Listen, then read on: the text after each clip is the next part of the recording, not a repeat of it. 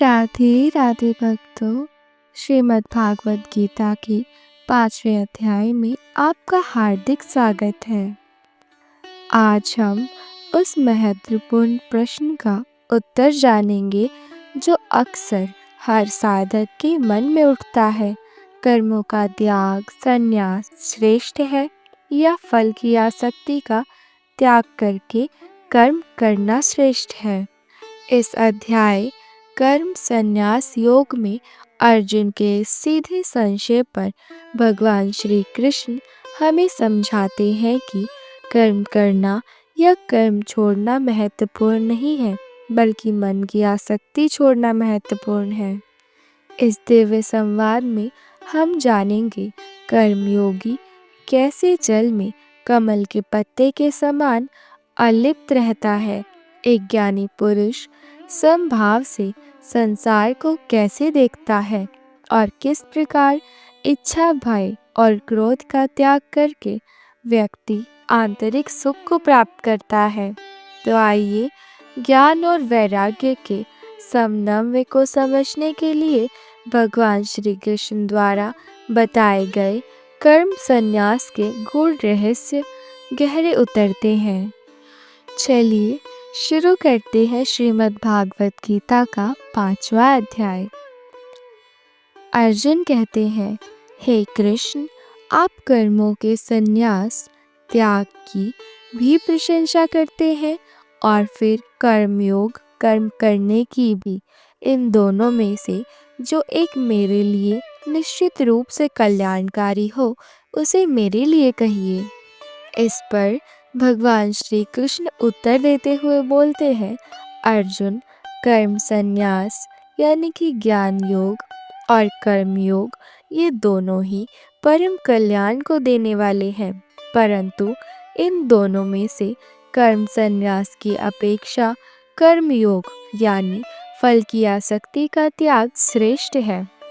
जो मनुष्य न किसी से द्वेष करता है और न ही किसी की आकांक्षा करता है, वह नित्य सन्यासी ही समझा जाता है। हे महाबाहो, ऐसा मनुष्य सुखपूर्वक बंधन से मुक्त हो जाता है। सांख्य ज्ञान योग और योग कर्म योग ये दोनों मार्ग अलग अलग हैं, ऐसा अज्ञानी लोग ही कहते हैं, ज्ञानी नहीं। यदि कोई मनुष्य इन दोनों मार्गों में से एक में भी अच्छी तरह से स्थित हो जाए तो वह दोनों के फल को प्राप्त कर लेता है। जो स्थान परम पद ज्ञान योगियों द्वारा प्राप्त किया जाता है, वही कर्म योगियों द्वारा भी प्राप्त किया जाता है।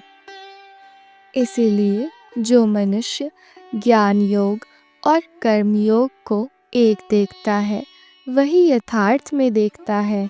हे अर्जुन, कर्मयोग के बिना संन्यास केवल कर्मों का त्याग प्राप्त करना कठिन है और कर्मयोग से मुक्त मुनि तो शीघ्र ही ब्रह्मा को प्राप्त कर लेते हैं। जिनका मन अपने वश में है, जो शुद्ध है, जिसकी इंद्रियां जीती हुई है और जो सभी प्राणियों में आत्मा भाव रखता है, ऐसे कर्मयोगी कर्म करता हुआ भी लिप्त नहीं होता। योग युक्त तो देखते हुए सुनते हुए स्पर्श करते हुए सूंघते हुए खाते हुए या चलते फिरते और सोते हुए यही समझता है कि मैं कुछ भी नहीं करता। वह यह मानता है कि इंद्रियां ही अपने अपने विषयों में बरत नहीं करती और वही सब कर रही है। वह कर्मों को परमात्मा में अर्पण करके और आसक्ति को त्याग कर कर्म करता है। इसीलिए वह जल में कमल के पत्ते के समान पाप से लिप्त नहीं होता। कर्मयोगी केवल शरीर मन बुद्धि और इंद्रियों के द्वारा भी आसक्ति को त्याग कर अंतःकरण की शुद्धि के लिए कर्म करते हैं। कर्मयोगी कर्मफल का त्याग करके शाश्वत शांति को प्राप्त होता है और जो कर्मों में आसक्त है वह फल की कामना के कारण बंधन में पड़ जाता है। श्री कृष्ण कहते हैं, यह देहधारी पुरुष जीवात्मा नव द्वारों वाले नगर शरीर में सब कर्मों को मन से त्याग कर न तो कुछ करता है और न करवाता है, बल्कि सुखपूर्वक रहता है। परमेश्वर न तो मनुष्य के कर्तव्य कर्म करने का भाव को, न कर्मों को, और न ही कर्म फल के साथ उनके संयोग को रचते हैं।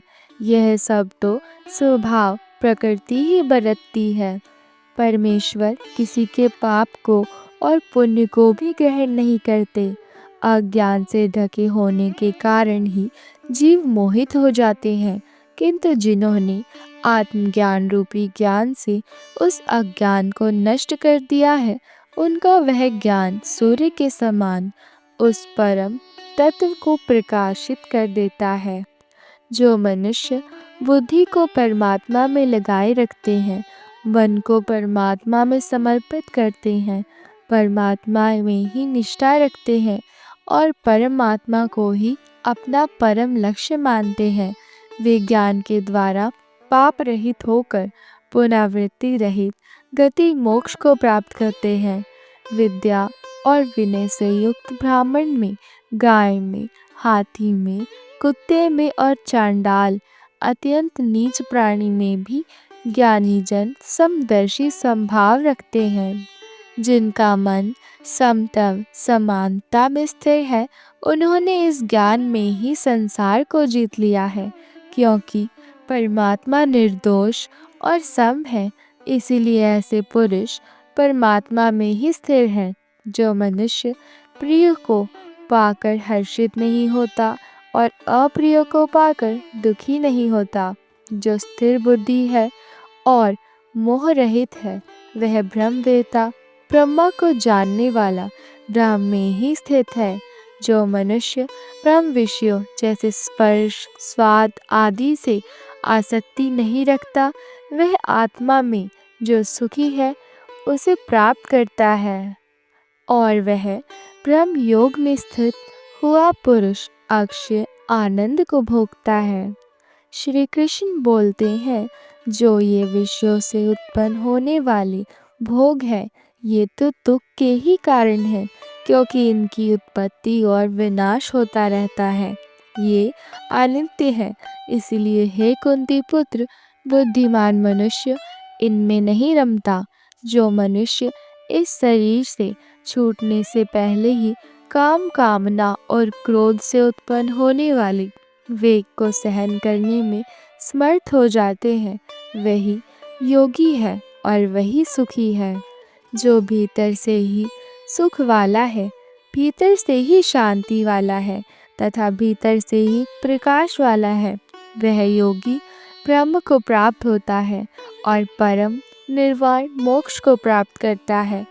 यदि सन्यासी जो राग द्वेष से मुक्त है, जिनके पाप नष्ट हो चुके हैं, जिनके संशय छिन्न हो चुके हैं और जो सब प्राणियों में हित में लगे हुए हैं, वे ब्रह्म निर्वाण को प्राप्त होते हैं।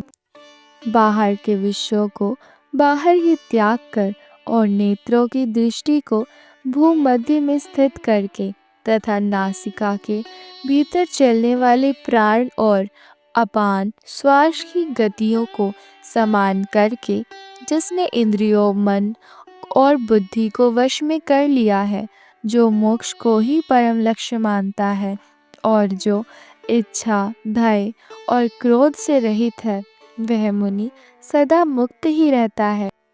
मेरे भक्त यज्ञों और तप का भोगने वाला, समस्त लोकों का महान ईश्वर और संपूर्ण प्राणियों का सदा बिना कारण हित करने वाला मित्र मुझे ही जानकर परम शांति को प्राप्त होता है।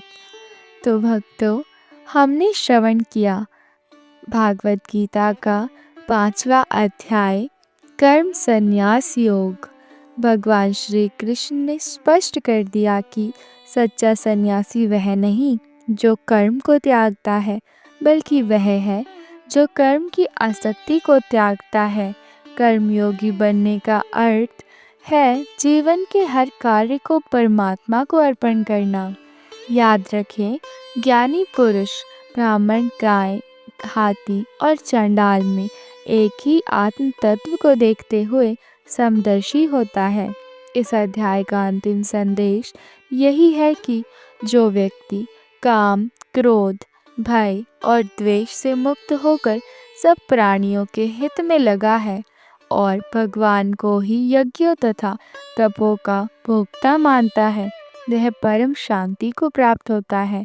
कर्म योग के मार्ग पर चलते रहिए, आसक्ति का त्याग करते रहिए और समतत्व के भाव को अपने जीवन का आधार बनाइए। अगले अध्याय में हम फिर मिलेंगे भागवत गीता के छठे अध्याय के साथ। तब तक के लिए हमारे चैनल आध्यात्मिक कथाएं के साथ बने रहिए।